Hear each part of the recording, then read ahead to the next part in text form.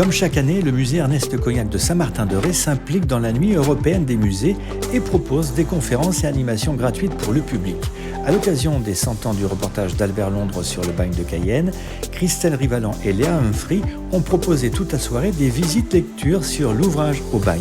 Île-de-Ré TV était tout naturellement présent pour interviewer Léa non seulement sur le déroulé de la soirée, mais aussi sur le regard que porte le public sur cette exposition dédiée à l'histoire du bagne, sachant que le port de Saint-Martin-de-Ré était connu comme point de départ des bagnards vers les colonies d'outre-mer. Donc l'idée, c'était de dégager 4 thématiques à partir des articles réalisés par Albert Londres en 1923.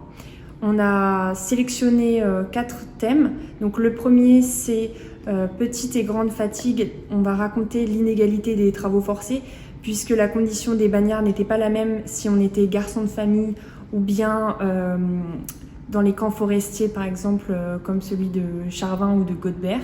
C'est pas du tout les mêmes travaux. Donc la deuxième visite lecture sera consacrée à l'échec d'un système.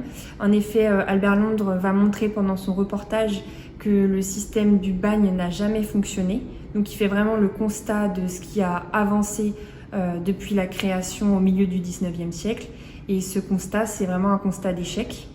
Ensuite, on a une troisième visite lecture là qui est consacrée à survivre au bagne, c'est-à-dire on va parler vraiment des conditions des bagnards, des conditions de vie, de la promiscuité dans les cases communes, comment on va s'évader par l'art ou aussi affronter la maladie.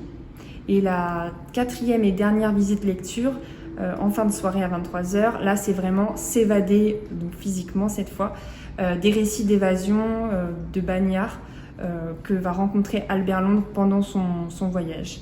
Donc, comme il les rencontre, il y en a beaucoup, et effectivement, ce sont des bagnards qui ont été repris, mais il va aussi en croiser en état d'évasion dans la brousse guyanaise. Alors parlons du public ici. Est-ce que c'est un public qui va devoir rester, je dirais, passif, ou est-ce qu'il y a une interactivité qui peut se créer entre vous et puis eux ? Alors, les visites lectures, elles sont conçues, donc au début, vous avez une introduction sur qu'est-ce que le système du bagne colonial, pourquoi en parler à Saint-Martin-de-Ré et pourquoi Albert Londres s'est intéressé à ce sujet. Ensuite, on axe plutôt vraiment, là on va faire des lectures d'extraits du livre en fonction des thématiques. Et enfin, il y a un temps d'échange, bien sûr, avec les visiteurs en fonction des questions ou des interventions de chacun, puisqu'on sait que c'est un sujet qui intéresse beaucoup le public. Et qui n'est pas si vieux que ça, puisque le dernier bagne a dû fermer dans les années 50. Et effectivement, ça fait quoi, 80 ans, même pas?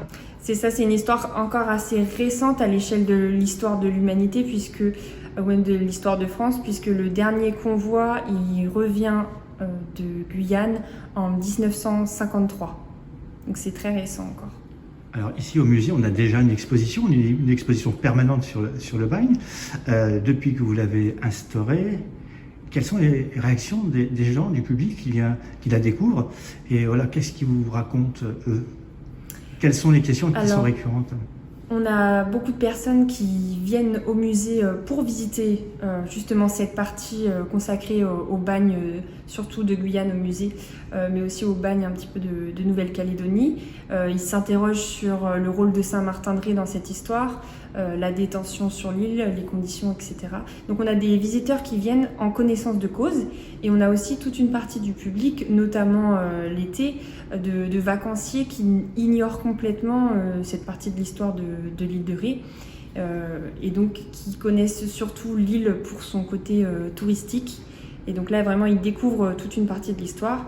Peu importe si on connaissait ou non, en général, c'est vraiment une histoire qui va émouvoir le public. Donc souvent, ils nous font un petit commentaire en sortant de leur visite. Et ils apprécient cet espace. Donc pour tous ceux qui s'intéressent à cette histoire des bagnes coloniaux et en particulier le bagne de Guyane, je vous encourage à lire le livre d'Albert Londres qui a été publié donc il y a à peu près 100 ans aujourd'hui. Vous pouvez le retrouver bien sûr à la boutique du musée et aussi sur internet.